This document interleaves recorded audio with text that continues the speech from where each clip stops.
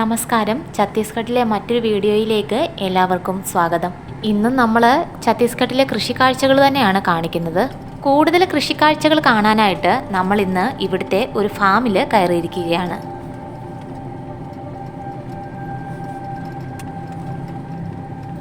നമ്മൾ ഈ കാണുന്നതുണ്ടല്ലോ, ഇത് ഡ്രാഗൺ ഫ്രൂട്ടിൻ്റെ കൃഷിത്തോട്ടമാണേ. ഇത് കൃഷി ചെയ്യുന്നത് ഒരു സ്റ്റാൻഡ് പോലെ ഒരു കൽത്തൂണ് വെച്ചിട്ട് അതിന് മുകളിലായിട്ടാണ് ഈ ഡ്രാഗൺ ഫ്രൂട്ട് നടുന്നത്.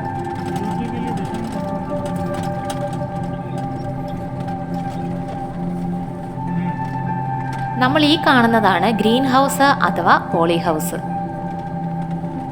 ചൂട്, മഴ, തണുപ്പ്, വെയിൽ എന്നിവയിൽ നിന്നൊക്കെ ചെടികളെ സംരക്ഷിച്ച് വളർച്ചയ്ക്ക് അനുയോജ്യമായ അന്തരീക്ഷം കൃത്രിമമായി സൃഷ്ടിച്ച് കുറഞ്ഞ സ്ഥലത്ത് നിന്ന് കൂടുതൽ വിളവെടുക്കാൻ ഈ കൃഷിരീതി സഹായിക്കുന്നു.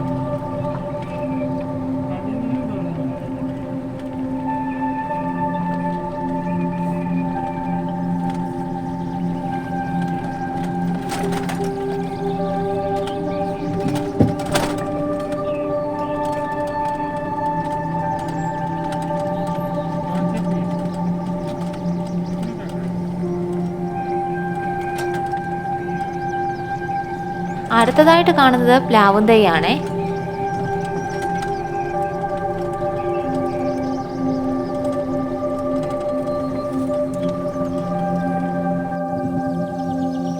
ഇവിടെ കോവൽ തോട്ടം കണ്ടപ്പോൾ നിർത്തിയതാണേ. ഇത് കോവയ്ക്ക കൃഷിയാണ്. അത് ഏക്കർ കണക്കിനോളം പടർന്ന് പന്തലിച്ച് പൂവിട്ട് കുറേ കായ്കളും ഉണ്ട്. അങ്ങനെ സമൃദ്ധിയായിട്ട് വളർന്നു കിടക്കുന്ന ഒരു കോവൽ പാടം.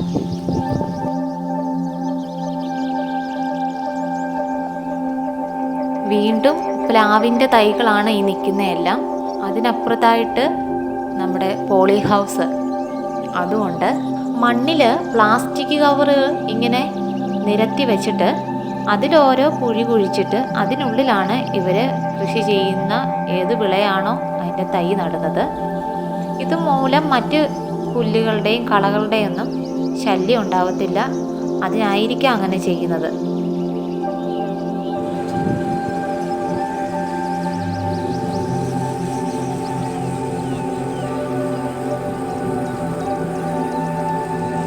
നമ്മൾ ഈ കാണുന്നത് ചോളത്തിൻ്റെ തോട്ടമാണേ. ചോളകൃഷി. ഞാനിവിടെ ശ്രദ്ധിച്ച ഒരു കാര്യം, എല്ലാ കൃഷിയുടെയും ഇടയ്ക്ക് കാണുന്ന ഈ സ്ഥലം കാട് കയറാതെ നീറ്റായിട്ട് നോക്കുന്നുണ്ട്. അത് നല്ലൊരു കാര്യമായിട്ട് എനിക്ക് തോന്നുന്നു. കൃഷിസ്ഥലം വൃത്തിയായിട്ടാണ് അവർ സൂക്ഷിക്കുന്നത്.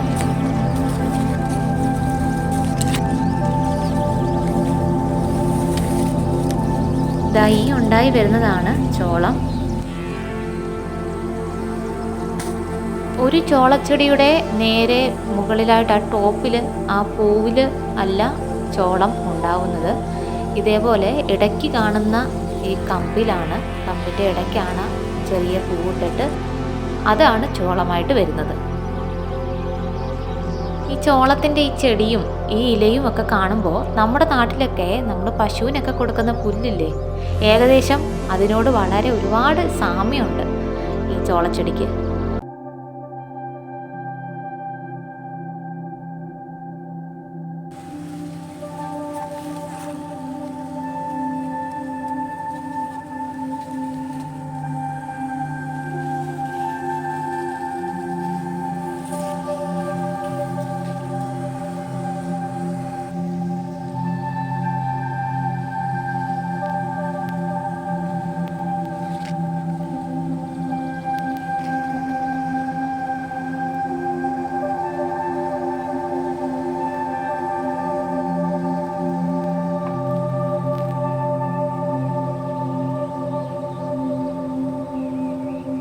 ചോളം ഉണ്ടാവാനുള്ള അതിൻ്റെ ആദ്യത്തെ ഒരു സ്റ്റേജ് കൂടിയാണ് ഇത്.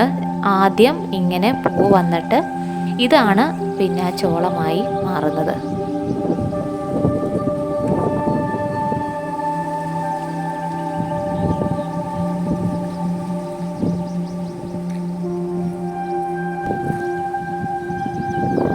ഇത് ചോളകൃഷിയുടെ തൊട്ട് അടുത്തായിട്ടാണ്. അടുത്ത കൃഷി തുടങ്ങാനായിട്ട് നിലം ഒരുക്കിയിട്ടിരിക്കുന്ന ഒരു കാഴ്ചയാണ് ഈ കാണുന്നത്. ഏക്കർ കണക്കിന് ഇങ്ങനെ പ്ലാസ്റ്റിക് കവറുകൾ മണ്ണിൽ ഇങ്ങനെ താഴ്ത്തി ഇറക്കിയിട്ടിരിക്കുന്ന കാഴ്ചയാണ്. ഒരുപാടുണ്ട്. അങ്ങ് കണ്ണെത്താ ദൂരത്തോളം ഇത് തന്നെയാണ് കാണാനുള്ളത്. നമ്മളൊരു കൃഷി ചെയ്യുമ്പോൾ അതിൻ്റെ കൂട്ടത്തിൽ മറ്റ് കളകളും ഉണ്ടാവത്തില്ലേ, പോച്ച പുല്ലുകളൊക്കെ. അത് പ്രധാന വിളയ്ക്ക്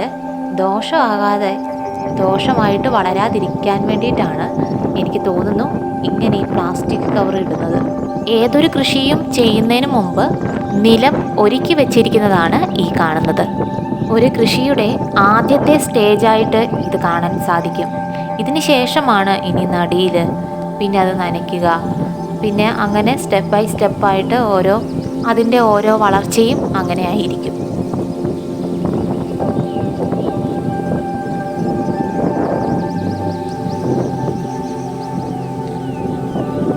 ഏതൊരു കൃഷിയാണേലും ഇവിടെ ഒരു ചെറിയ സ്ഥലത്തേക്കല്ല, ഒരുപാട് ഏക്കർ കണക്കിനാണ് കൃഷി ചെയ്യുന്നത് ഇവിടെ.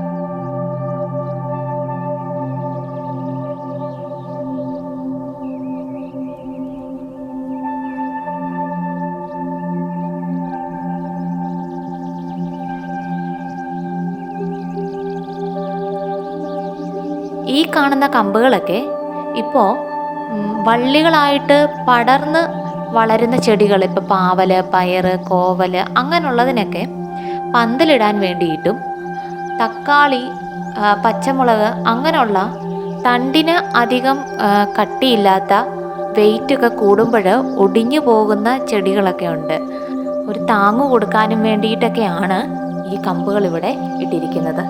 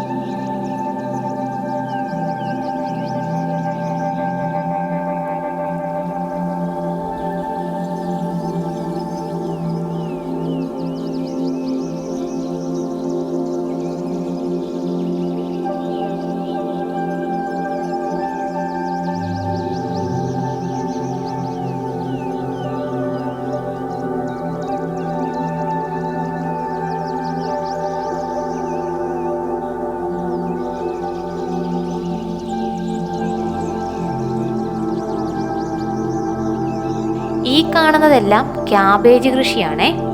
ഏക്കർ കണക്കിന് പരന്ന് ഇങ്ങനെ ക്യാബേജ് കൃഷി മാത്രമായിട്ടായിരുന്നു.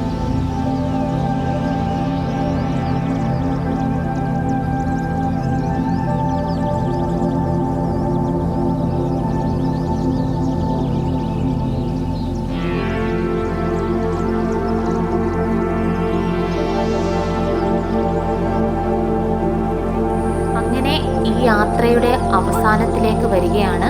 ഒരു കൂട്ടം പശുക്കളുടെ ഒരു വലിയ കന്നാലിക്കൂട്ടം അവരിങ്ങനെ പുല്ലുമേഞ്ഞ് നടക്കുകയാണ്. ഈ ഒരു കാഴ്ചയോടെ കണ്ടിട്ട് ഇന്നത്തെ നമ്മളുടെ യാത്ര ഇവിടെ അവസാനിക്കും.